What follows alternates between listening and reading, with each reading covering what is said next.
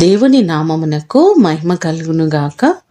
ఈ ఉదయకాలము మీకందరికీ వందనాలు తెలియచేస్తున్నాను. ఈ దినము మిమ్ములను బలపరచు దేవుని మాట.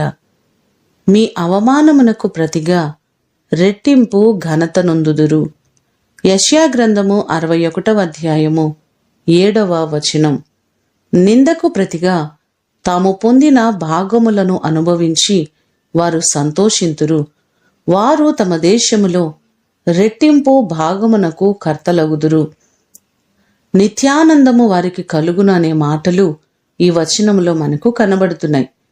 జెఫన్యా గ్రంథము 3వ అధ్యాయము 19వ వచనంలో చూస్తే, నిన్ను హింసపెట్టు వారందరినీ నేను శిక్షింతును, చెదరగొట్టబడిన వారిని సమకూర్చుదును.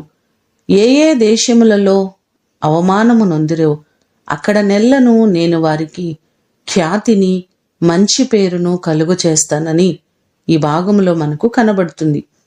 అవమానములను అనుభవిస్తూ అనేక పర్యాయములు నిందించబడుతున్న నా ప్రియ సహోదరి సహోదరుడా, దేవుడు వాగ్దానం చేస్తున్నారు. మీరు అనుభవిస్తున్న ప్రతి నిందలు అవమానములు తీసివేసి రెట్టింపు ఘనతనిస్తానని దేవుడు వాగ్దానం చేస్తున్నారు. మీరు చేస్తున్న ప్రతి పనిలో దేవుడు ఆశీర్వాదకరమైన పరిస్థితులను అనుగ్రహించి ఆయన మిమ్మలందరినీ ఘనపరచునుగాక. ప్రార్థన చేసుకుందాం. పరలోకమందున్న మా తండ్రి, మీ ప్రశస్తమైన పాదములకు వందనాలు, స్తోత్రాలు ప్రభువా. మాకున్న నిందలను తొలగించే దేవుడవు, అవమానములన్నిటినీ తీసివేసే దేవుడవు ప్రభువా. మా ప్రియులెల్లరినీ జ్ఞాపకం చేసుకోండి. ఏ విషయములలో నిందించబడుతున్నారో, అవమానపరచబడుతున్నారో వారి నిందలన్నిటికీ ప్రతిగా ఘనతను వారికి మీరు అనుగ్రహించండి.